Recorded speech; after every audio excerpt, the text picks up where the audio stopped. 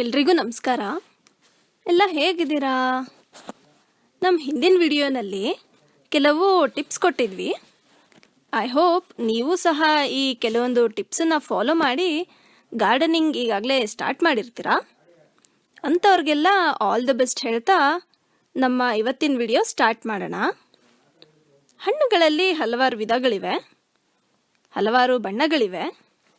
ಒಂದೊಂದು ಹಣ್ಣಿಗೆ ಒಂದೊಂದು ರುಚಿ ಇರುತ್ತೆ, ಬೇರೆ ಬೇರೆ ಆಕಾರಗಳಿರುತ್ತೆ. ನೋಡೋಕ್ಕೆ ಕಲರ್ಫುಲ್ಲಾಗಿ ಅಟ್ರಾಕ್ಟಿವ್ ಆಗಿ ಕಾಣೋ ಹಣ್ಣುಗಳೆಲ್ಲ ಸಿಹಿಯಾಗಿರಲ್ಲ. ಹಾಗೆ ಕಲರ್ ಡಲ್ ಆಗಿದ್ದು ಆವ್ರೇಜ್ ಲುಕ್ ಇರೋ ಹಣ್ಣುಗಳೆಲ್ಲ ಸಪ್ಪೆಯಾಗಿರಲ್ಲ. ಇಂಥ ಆವ್ರೇಜ್ ಕಲರ್ ಹಾಗೂ ಆವ್ರೇಜ್ ಲುಕ್ ಇರೋ ಅಂಥ ಒಂದು ಹಣ್ಣು ಸಪೋಟ. ಈ ಹಣ್ಣನ್ನು ಚಿಕ್ಕು, ಸಪೋಟಿಲ್ಲ, ಸಪೋಟೆ ಹಾಗೂ ಇನ್ನೂ ಹಲವಾರು ಹೆಸರುಗಳಿಂದ ಕರೀತಾರೆ. ಇದು ನೋಡೋಕ್ಕೆ ಈ ರೀತಿ ಬಣ್ಣ ಆಕಾರ ಇದ್ದರೂ ಇದ್ರ ರುಚಿ ಆಹಾ ಅಮೃತ ಕಣ್ರಿ. ಇವತ್ತು ಸಪೋಟ ಗಿಡದ ಬಗ್ಗೆ ತಿಳಿಸ್ಕೊಡ್ತೀನಿ. ಸೊ ವೆಲ್ಕಮ್ ಬ್ಯಾಕ್ ಟು ಅರಸಿ ಟೆರೆಸ್ ಗಾರ್ಡನ್. ಸಪೋಟ ಮರಗಳನ್ನು ನೀವು ನೋಡಿರ್ತೀರ. ಈ ಸಪೋಟ ಬೆಳೆಸೋಕ್ಕೆ ನೆಲನೇ ಬೇಕಪ್ಪ, ಇಲ್ಲ ಅಂದರೆ ಇದನ್ನು ಬೆಳೆಯೋಕ್ಕಾಗೋದೇ ಇಲ್ಲ ಅಂತ ನಂಬಿರೋರು ಮುಖ್ಯವಾಗಿ ಈ ವಿಡಿಯೋನ ಎಲ್ಲೂ ಸ್ಕಿಪ್ ಮಾಡದೆ ಪೂರ್ತಿ ನೋಡಿ. ಆಗ ನಿಮ್ಮ ಮನೆಯಲ್ಲೇ ಸಪೋಟ ಬೆಳಿಬೋದು. ನಾವು ಈ ಗಿಡವನ್ನು ನಮ್ಮ ಮನೆ ಹತ್ತಿರ ಇರೋ ನರ್ಸರಿಯಿಂದ ತಂದು 4ರಿಂದ 5 ತಿಂಗಳ ನಂತರ ಹೂ ಬಿಡೋಕ್ಕೆ ಸ್ಟಾರ್ಟ್ ಆಯಿತು. ಆದರೆ ಹೂ ಬಿಟ್ಟು 5 ದಿನಕ್ಕೆ ಆ ಹೂ ಉದುರೋಗ್ತಿತ್ತು. ಸುಮಾರು 2 ತಿಂಗಳು ಹೀಗೆ ಹೂ ಬಿಟ್ಟು ಉದುರೋಗ್ತಾ ಇತ್ತು. ಆಗ ಬುಡಕ್ಕೆ ವರ್ಮಿ ಕಾಂಪೋಸ್ಟ್ ಕೊಟ್ಟು ಹೂ ಬಿಟ್ಟು ಕಾಯಿ ಕಚ್ಚಿತು. ಆನಂತರ ಕಂಟಿನ್ಯೂಸ್ ಆಗಿ ಬಯೋ ಎನ್ಸೈಮ್, ಜೀವಾಮೃತ, WDC, ಎಗ್ ಎಮಲ್ಷನ್ ಹಾಗೂ ರೆಗ್ಯುಲರ್ ಆಗಿ ನೀರು ಹಾಕಕ್ಕೆ ಸ್ಟಾರ್ಟ್ ಆದಮೇಲೆ ಕಾಯಿ ಹಾಗೂ ಗಿಡ ಎರಡು ಹೆಲ್ತಿಯಾಗಿ ಗ್ರೋ ಆಗಕ್ಕೆ ಸ್ಟಾರ್ಟ್ ಆಯಿತು. ನಾವು ತಂದಿರೋ ಗಿಡ ಆಲ್ ಸೀಸನ್ ಫ್ರೂಟಿಂಗ್ ಗಿಡ.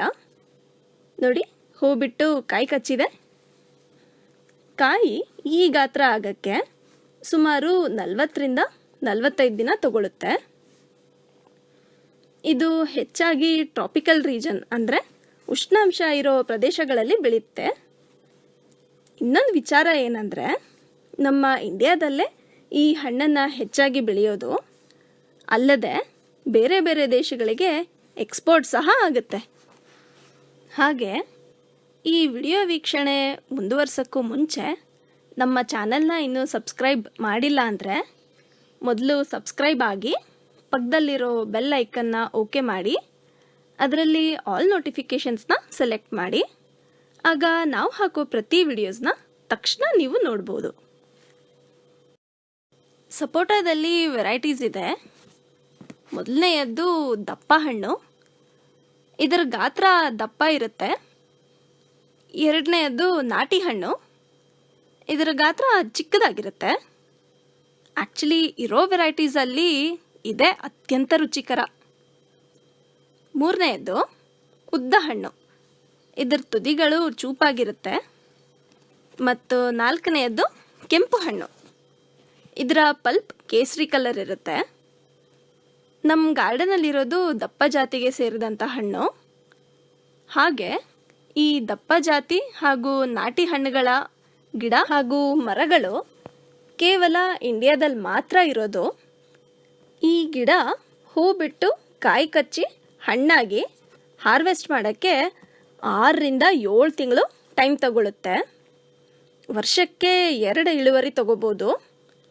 ಸೊ ಯೂಶ್ವಲ್ ಆಗಿ ಫೆಬ್ರವರಿಯಿಂದ ಮೇ ಹಾಗೂ ಸೆಪ್ಟೆಂಬರಿಂದ ಡಿಸೆಂಬರ್ ಟೈಮಲ್ಲಿ ಹೂಗಳು ಬಿಡೋಕ್ಕೆ ಸ್ಟಾರ್ಟ್ ಆಗುತ್ತೆ. ಹೂ ಬಿಟ್ಟು ಕಾಯಿ ಆಗೋಕ್ಕೆ 2 ತಿಂಗಳು ತಗೊಳ್ಳುತ್ತೆ.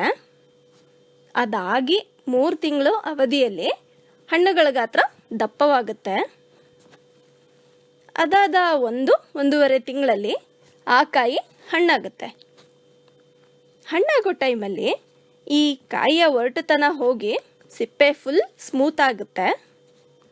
ಆಗ ಹಾರ್ವೆಸ್ಟ್ಗೆ ಹಣ್ಣು ರೆಡಿಯಾಗಿದೆ ಅಂತ ಅರ್ಥ. ನಾವು ಈ ಗಿಡವನ್ನು 50 ಲೀಟರ್ ಡ್ರಮ್ಮಲ್ಲಿ ಯೂನಿವರ್ಸಲ್ ಪಾಟಿಂಗ್ ಮಿಕ್ಸ್ ಹಾಕಿ ಅದರ ಜೊತೆಗೆ ವರ್ಮಿ ಕಾಂಪೋಸ್ಟ್ ಮಿಕ್ಸ್ ಮಾಡಿ ಪಾಟಿಂಗ್ ಮಾಡಿದ್ದು. ಈ ಗಿಡಕ್ಕೆ ಚೆನ್ನಾಗಿ ಫರ್ಟಿಲೈಸರ್ಸ್ ಕೊಡಬೇಕು. ಆದರೆ ಇದಕ್ಕೆ ಹುಳು ಹುಪ್ಪಟೆ ಹೊಡೆಯೋದು ಕಮ್ಮಿನೇ.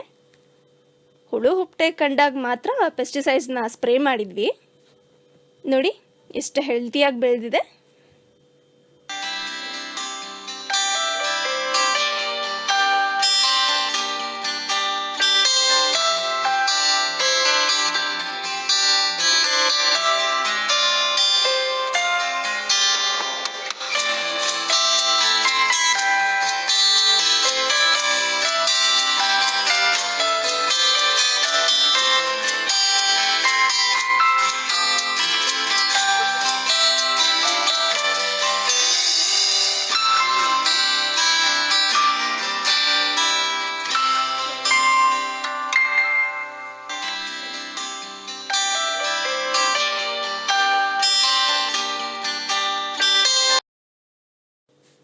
ಗಿಡ ಈ ಸ್ಟೇಜ್ಗೆ ಬರೋಕ್ಕೆ 6 ತಿಂಗಳು ತಗೊಂಡಿದೆ. ಈ 6 ತಿಂಗಳ ಕಾಲ ಚೆನ್ನಾಗಿ ಪೋಷಣೆ ಕೊಡಬೇಕಾಗತ್ತೆ. ಯಾಕಂದರೆ ಈ ಕಾಯಿ ಯಾವ ಸ್ಟೇಜಲ್ಲಾದರೂ ಉದುರೋಗೋ ಚಾನ್ಸಸ್ ಇರುತ್ತೆ. ಸೊ ಕೇರ್ ತಗೊಳ್ಳಿ. ಕೆಲವು ಬಾರಿ ಎಲೆಗಳು ಕಪ್ಪಾಗುತ್ತೆ, ಹಾಗಾಗಿ ಪೋಷಣೆ ಕೊಡಿ.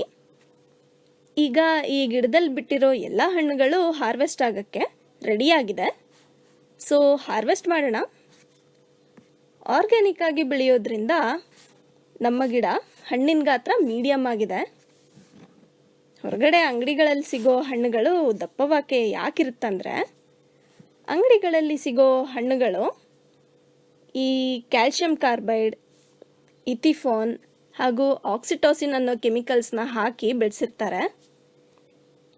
ನಮ್ಮ ಇಳುವರಿ ಗಾತ್ರ ಸಹ ಆರ್ಗ್ಯಾನಿಕ್ ಆಗಿ ಹೆಚ್ಚಿಸ್ಕೋಬೋದು.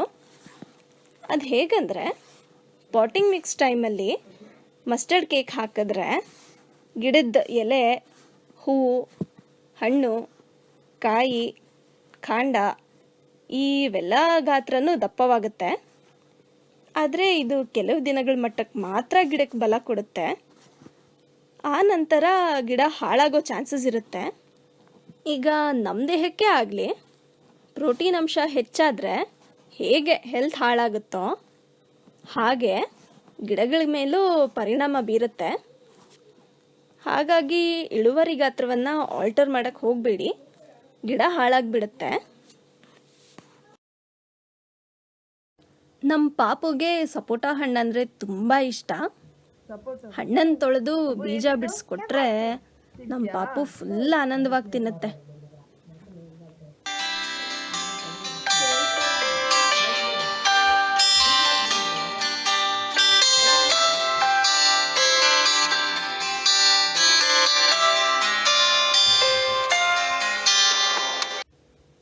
ಯಾವುದೇ ಹಣ್ಣಲ್ಲಿ ಸ್ವಲ್ಪ ಕಹಿ ಅಂಶ ಇದ್ದರೂ ಮಕ್ಕಳು ಅದನ್ನು ತಿನ್ನಕ್ಕೆ ಇಷ್ಟಪಡಲ್ಲ. ಆರ್ಗ್ಯಾನಿಕ್ ಆಗಿ ಬೆಳೆದಿರೋದ್ರಿಂದ ಹಣ್ಣು ತುಂಬ ರುಚಿಯಾಗಿರುತ್ತೆ ಅನ್ನೋಕ್ಕೆ ಇದೇ ಪ್ರೂಫ್. ಮನಸ್ಫೂರ್ತಿಯಾಗಿ ಹಣ್ಣನ್ನು ತಿನ್ಬೋದು. ಓಕೆ, ಈಗ ಈ ಹಣ್ಣನ್ನು ಸೇವಿಸೋದ್ರಿಂದ ಆಗೋ ಹೆಲ್ತ್ ಬೆನಿಫಿಟ್ಸ್ ಏನಂದರೆ, sapota a day keeps eye doctor away ಅಂತಲೇ ಹೇಳ್ಬೋದು.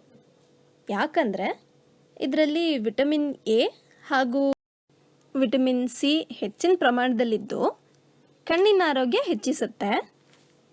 ಇದರಲ್ಲಿ ಗ್ಲೂಕೋಸ್ ಲೆವೆಲ್ ಹೆಚ್ಚಾಗಿರೋದ್ರಿಂದ ಎನರ್ಜಿ ಲೆವೆಲ್ ಹೆಚ್ಚಾಗುತ್ತೆ, ಜೀರ್ಣಕ್ರಿಯೆ ಹೆಚ್ಚಿಸುತ್ತೆ. ಗರ್ಭಿಣಿಯರು ಸೇವಿಸೋದ್ರಿಂದ ಸುಸ್ತು ಕಡಿಮೆ ಮಾಡಿ ವಾಂತಿ ತಡೆಗಟ್ಟುತ್ತೆ. ಈ ಸಮಯದಲ್ಲಾಗೋ ವೇಟ್ ಗೇನನ್ನು ತಡೆಗಟ್ಟುತ್ತೆ. ಈ ಹಣ್ಣನ್ನು ಎಳೆ ಮಕ್ಕಳಿಗೆ ಕೊಡೋದ್ರಿಂದ ಅವುಗಳ ಫಿಸಿಕಲ್ ಹಾಗೂ ಮೆಂಟಲ್ ಸ್ಟ್ರೆಂತ್ ಹೆಚ್ಚಾಗುತ್ತೆ. ಮಕ್ಕಳಲ್ಲಿ ಕೆಮ್ಮು ಕಫ ಸ್ಟಾರ್ಟಿಂಗ್ ಸ್ಟೇಜಸ್ಸಲ್ಲಿದ್ದರೆ ಈ ಹಣ್ಣು ತಿಂದರೆ ಆ ಕೆಮ್ಮು ಕಫ ನಿವಾರಿಸುತ್ತೆ. ಮಕ್ಕಳಿಗೆ ಹಾಲು ಕುಡಿಸೋರು ಈ ಹಣ್ಣನ್ನು ತಿನ್ನೋದ್ರಿಂದ ಬ್ರೆಸ್ಟ್ ಮಿಲ್ಕ್ ಹೆಚ್ಚಾಗುತ್ತೆ. ಸೊ ಟ್ರಾವೆಲಿಂಗ್ ಟೈಮಲ್ಲಿ ಈ ಹಣ್ಣು ಭಾಳ ಕೆಲಸಕ್ಕೆ ಬರುತ್ತೆ. ಆದರೆ ಶುಗರ್ ಇರೋರು ಈ ಹಣ್ಣನ್ನು ಸೇವಿಸೋಕ್ಕೂ ಮೊದಲು ಡಾಕ್ಟರ್ನ ಕನ್ಸಲ್ಟ್ ಮಾಡಿ, ಯಾಕಂದರೆ ಇದರಲ್ಲಿ ಶುಗರ್ ಕಂಟೆಂಟ್ ಹೆಚ್ಚಾಗಿರುತ್ತೆ. ಸೊ ಕನ್ಸಲ್ಟ್ ಮಾಡಿ ಆ ನಂತರ ಸೇವಿಸಿ. ಇದಿಷ್ಟು ಸಪೋಟ ಹಣ್ಣನ್ನು ಸೇವಿಸೋದ್ರಿಂದ ಆಗೋ ಲಾಭಗಳು. ಈ ಹಣ್ಣನ್ನು ಬಳಸ್ಕೊಂಡು ಒಂದು ಹೆಲ್ತಿ ಹಾಗೂ ಟೇಸ್ಟಿ ರೆಸಿಪಿಯನ್ನು ತಯಾರಿಸ್ಬೋದು. ಮೊದಲಿಗೆ ಮಿಕ್ಸಿ ಜಾರಲ್ಲಿ 2 ಸಪೋಟ ಹಣ್ಣನ್ನು ಹಾಕಿ ಚೆನ್ನಾಗಿ ಬ್ಲೆಂಡ್ ಮಾಡಿ ಪೇಸ್ಟ್ ಆಗೋ ಥರ ಬ್ಲೆಂಡ್ ಮಾಡಬೇಕು.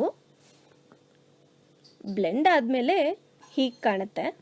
ಈಗ ಇದಕ್ಕೆ 1 ಲೋಟ ಕಾಯಿಸಿ ಆರಿಸಿರೋ ಹಾಲನ್ನು ಹಾಕಿ ಮತ್ತೆ ಚೆನ್ನಾಗಿ ಬ್ಲೆಂಡ್ ಮಾಡಿ. ಬ್ಲೆಂಡ್ ಆದ ನಂತರ ಹೀಗೆ ಕಾಣುತ್ತೆ. ಈಗ ಇದನ್ನು ಒಂದು ಪಾತ್ರೆಗೆ ಹಾಕಿ ಅದಕ್ಕೆ 1 ಸ್ಪೂನ್ ಜೇನುತುಪ್ಪ ಸೇರಿಸಿ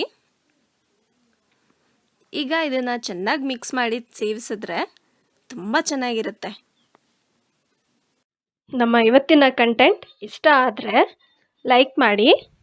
ನಮ್ಮ ಈ ಎಲ್ಲ ಮಾಹಿತಿ ಉಪಯುಕ್ತ ಅನಿಸಿದರೆ ನಿಮ್ಮ ಫ್ರೆಂಡ್ಸ್ಗೆಲ್ಲ ಶೇರ್ ಮಾಡಿ. ಇನ್ನೂ ಹೆಚ್ಚಿನ ಪ್ರಮಾಣದಲ್ಲಿ ತಿಳಿದಿದ್ರೆ ಕಮೆಂಟ್ ಮಾಡಿ ಅಥವಾ ನಮಗೆ ಮೇಲ್ ಸಹ ಮಾಡ್ಬೋದು. ನಮ್ಮ ಮೇಲ್ ID arasiterracegarden.320@gmail.com. Support Organic Terrace Garden. Thank you.